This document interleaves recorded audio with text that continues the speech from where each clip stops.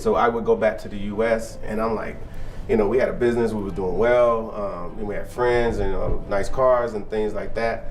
And I was ready to go the moment that I landed back in Dulles Airport in D.C. somewhere. And I was ready to leave, so I would do my time. I would work hard. We would work very hard just so I can get back on the plane. And I had those exact same experiences. There were people that, because we was coming so often, people actually was like, "Did you leave?" Because we would see the same people again, and they were like, "No, I'm back."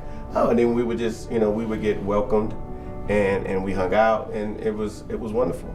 So I do understand exactly how you feel. So hopefully, would you obviously you would agree that those that are sitting at home and maybe even watching this program, would you tell them they should come to South Africa on a visit?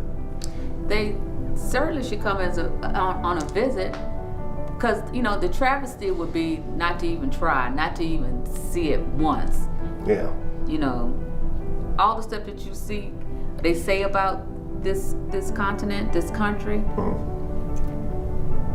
We've been bamboozled. It's nothing like they would imagine. And then when they do get here, because we have brought people on our second and third visit, they're like, "Oh wow, I didn't know." Yeah. And those were the ones like, "No, why?" And now they get here and they be like, "Wow." And now they feel like us. Feel at home, and we really did. We immediately felt like we were around our people, and we saw the lady. We gave her our passports with the immigration office, and I was so tentative because Dr. Latasha and I have been talking about how it may be a problem if we're just moving here all of a sudden without everything in place.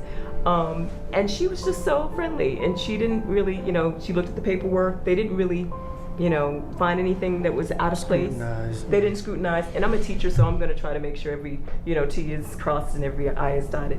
So I did try to make sure all of that was in place. And she just talked to us about where we were going. And she's like, make sure you don't miss Limpopo and don't miss this. And, and go to Durban if you can. And we were like, okay, sure, bet. And our, defenses just really left. And we were just really relaxed, and we really started to feel at home. Like you just have not arrived if you have not been to Africa. Africa is a gem. Usually in America, you have a greeting, hello, it's so superficial.